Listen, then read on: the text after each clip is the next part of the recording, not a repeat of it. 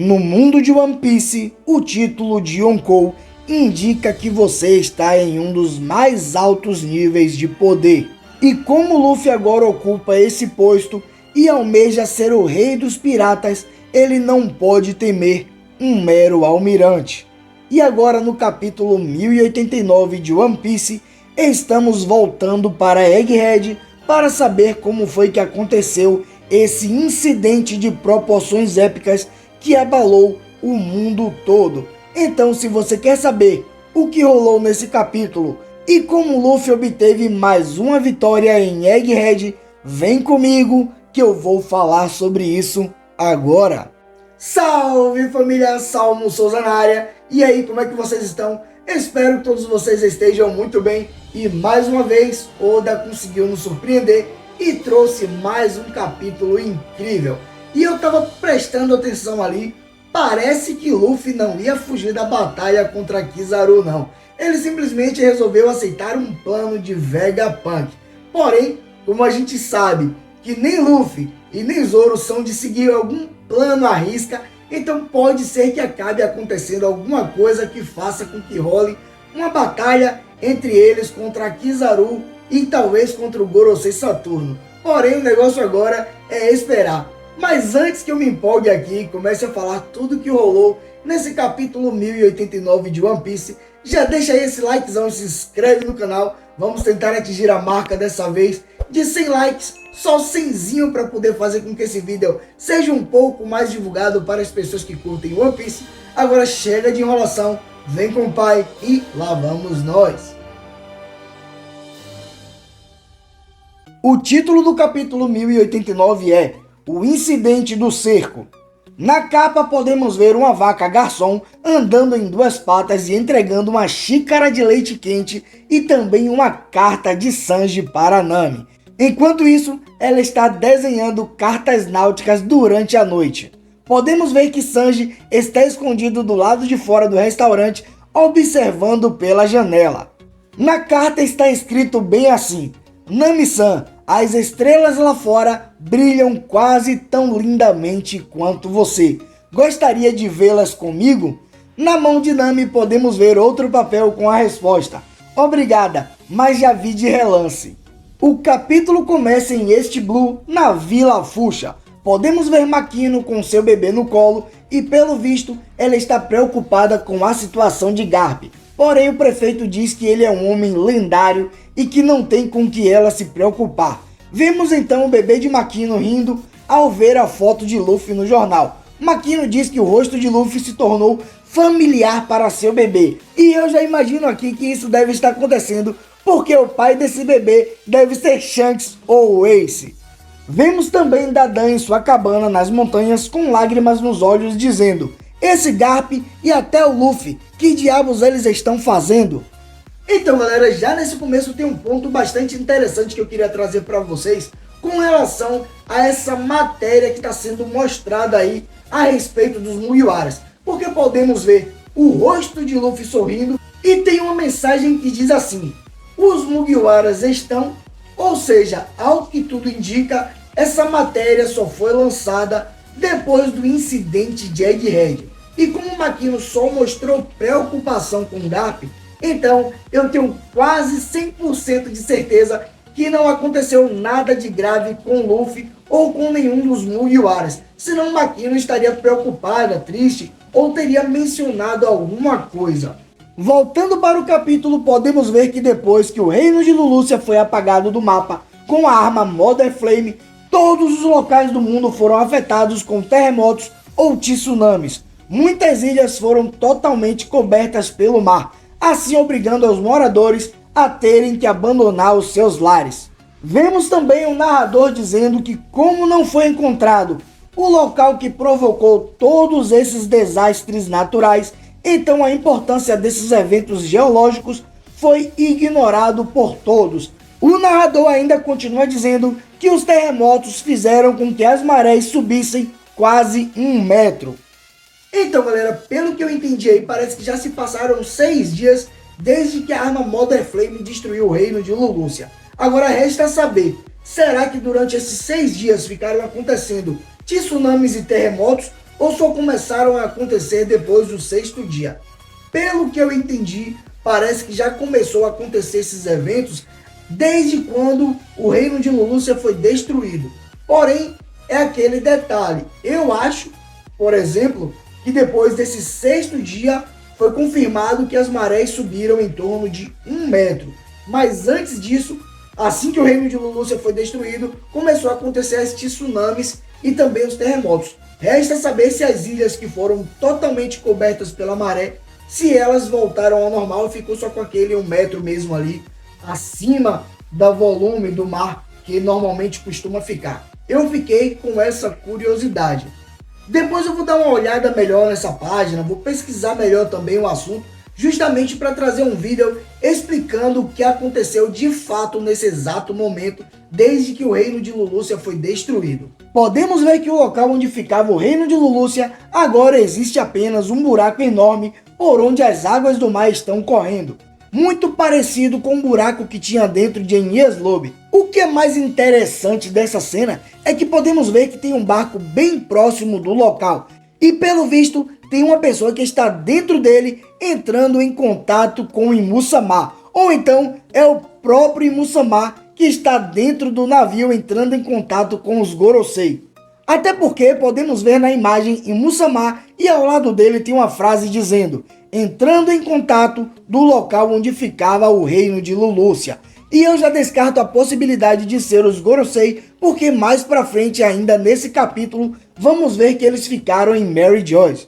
Agora fica a questão, quem será que estava dentro desse navio entrando em contato com Imu-sama? Eu fiquei pensando aqui, será que foi o próprio Imu-sama que estava dentro do navio e ele resolveu entrar em contato com os Gorosei só para informá-lo?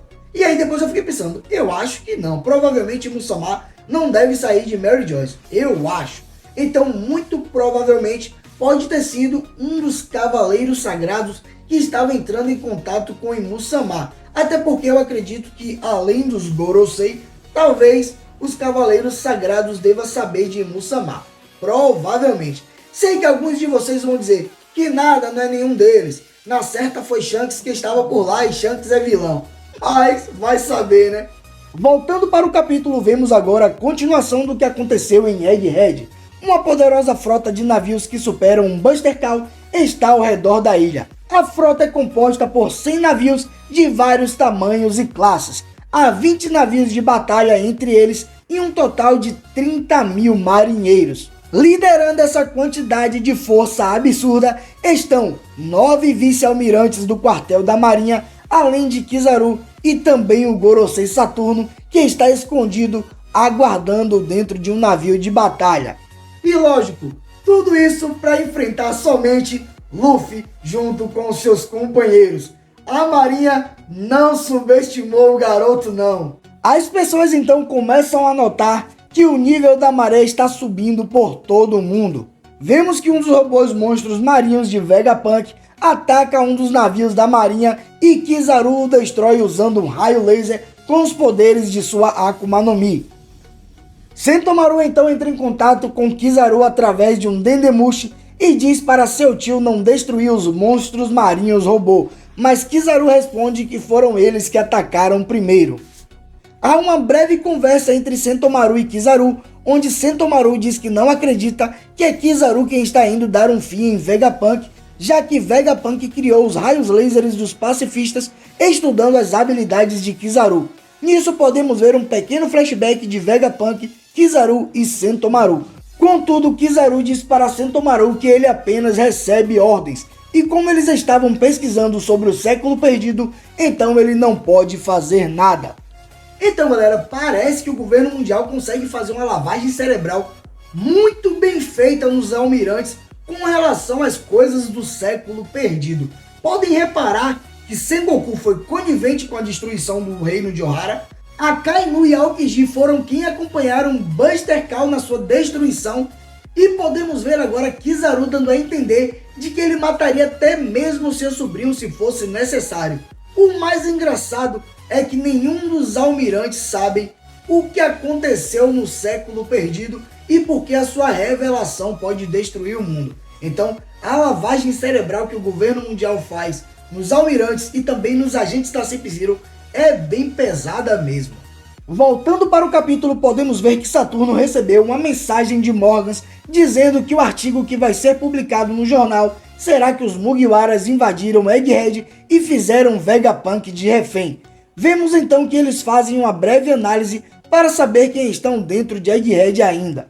Saturno então manda alguns marinheiros irem atrás dos empregados que já escaparam da ilha e caso eles saibam de alguma coisa do século perdido, que é para afundar o navio deles. Pelo visto, um dia já se passou desde que eles montaram o cerco na ilha. Porém, como os escudos de Lab Phase ainda estão em 100%, então não tem como eles invadirem o local. Em seguida, uma ligação é feita para Mary Joyce. É York, ela está querendo falar com os Gorosei. Vemos então que o pessoal do navio de Kizaru, juntamente com Saturno, conseguem interceptar a ligação para ouvir a mensagem.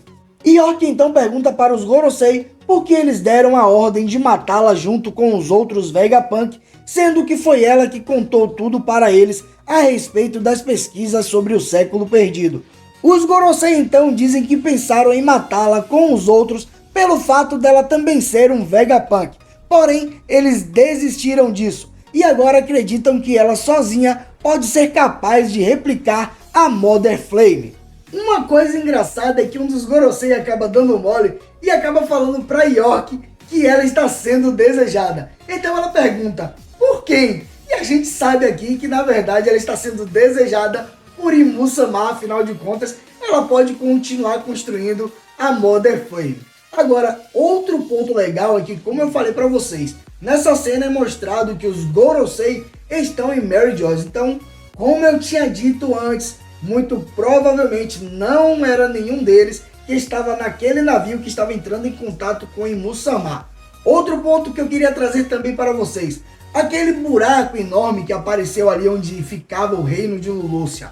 Algumas pessoas compararam com o mesmo buraco que fica em Enies Lobby. Afinal de contas fica parecendo que tem uma cachoeira no meio do mar que está indo para um lugar onde a gente não consegue enxergar. Mas Oda já tinha feito algo assim parecido também na Ilha do Céu, quando Enel estava tentando fugir com a Arca Maxi. A gente pode ver ele usando aquele poder que fez um buraco ali no meio das nuvens, muito parecido também com esse buraco de Enies Lobby e também muito parecido com esse mesmo buraco agora feito depois da destruição do reino de Lulusia. Então Oda tem a mania de trazer esses mesmos tipos de detalhes, às vezes em um desenho ou outro. Então por isso eu estou tentando manter a calma para não fazer uma comparação. Depois eu vou pesquisar um pouco melhor para fazer uma análise mais detalhada e dizer será que realmente faz sentido, será que tem alguma coisa a ver também com a destruição do reino de God Valley. Então eu vou tentar explicar isso melhor, porque algumas pessoas começaram a fazer várias comparações e às vezes a gente pode se empolgar tanto e acabar se perdendo e falando alguma coisa que não tem sentido. Então vou explicar um pouco melhor e depois, se eu puder, eu trago em um vídeo aqui para vocês, beleza? Voltando para o capítulo, como York percebe que ela está sendo desejada, então ela começa a fazer algumas exigências. Ela diz para os Gorosei que eles não devem destruir o seu laboratório, principalmente porque as coisas necessárias para construir Mother Flame estão por lá. Ela também pede para que eles a transformem em uma Tenryubito. Os Gorosei então concordam com os termos. Contudo, York diz que antes eles começarem a atender essas exigências, primeiro eles precisam fazer uma coisa. E então podemos ver York chorando em lágrimas, gritando: "Salve-me! Eu vou ser morta pelo Luffy do Chapéu de Palha." Kizaru e os Gorosei então ficam chocados e em uma página incrível podemos ver Luffy junto com sua tripulação, além de Rob Lute e Vegapunk. York está caída no chão enquanto Zoro está segurando sua espada diante de seu pescoço. Podemos ver o Sop segurando o Dendemushi para que York falasse com os Gorosei. Nami então diz que agora ele entendeu tudo, enquanto Luffy diz que não entendeu nada. Mas se o plano é usar York de escudo para escaparem de Egghead, então tá tudo certo. Quem eu procurei e não achei nessa imagem aí foi Kaku e Nico Robin. Caso vocês encontrem, deixa aí nos comentários. Então galera, pelo que deu pra notar aí, parece que esse plano não é de Luffy. Ele simplesmente está seguindo ali pelo que a galera falou. Ah, já que é para usar York, fazer ela de escudo pra gente escapar de Egghead, beleza, então vamos fazer. Mas se tivesse que enfrentar Kizaru, ele iria enfrentar numa... Até porque ele agora é um Yonkou e a gente sabe que ele almeja ser o futuro rei dos piratas. E o futuro rei dos piratas não pode temer um mero almirante, né não, galera? Mas como a gente sabe, né, os Mugiwaras, eles normalmente acabam não seguindo os planos de maneira perfeita. Principalmente Luffy e Zoro. Zoro que se perde no meio do caminho e Luffy que tem a mania de seguir a sua cabeça de vento.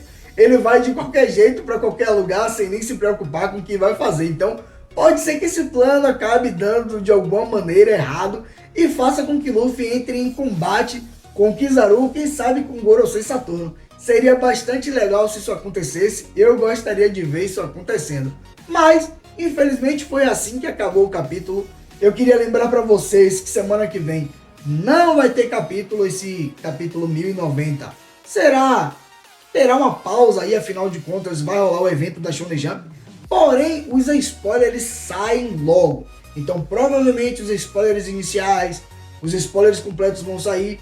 E da outra vez que rolou a pausa da Shonen Jump, o capítulo saiu também. Mais ou menos, é com a tradução feita por fã ali, não é uma tradução oficial.